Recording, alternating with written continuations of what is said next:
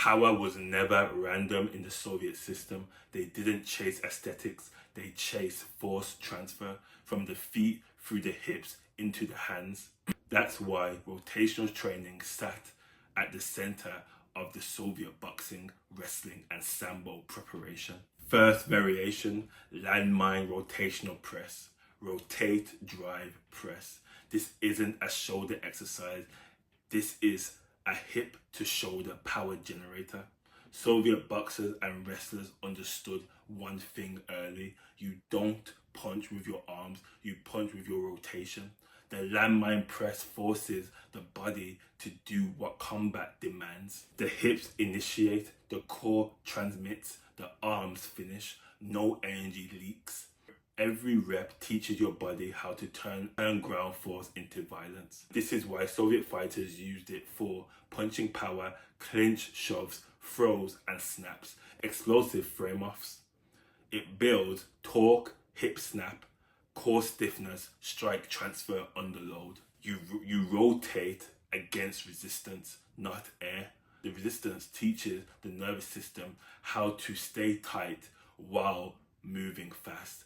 That's real power. Second variation, landmine rotations. The bar moves from hip to hip. Your body resists being pulled off center.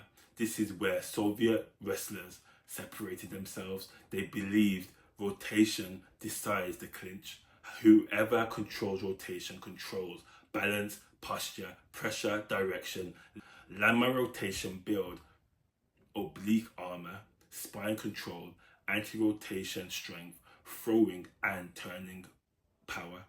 This isn't twisting for burn. This is teaching the torso to stay connected under chaos. In wrestling, Sambo and boxing clinches, your opponent is always trying to twist you out of position. This exercise trains you to resist that and impose your own rotation instead. Why Soviets trusted landmine work? Soviet coaches avoided machines, they avoided isolated movements, they trained patterns that linked the lower body to upper body, forced full body tension, carried over directly to combat.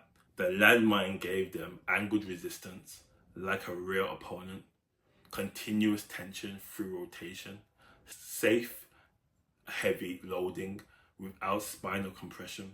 It was perfect for fighters who needed more power without breaking down. The Soviets didn't train muscles, they trained movement dominance. If you can rotate harder, faster and more controlled than your opponent, you don't just hit harder, you earn the exchange.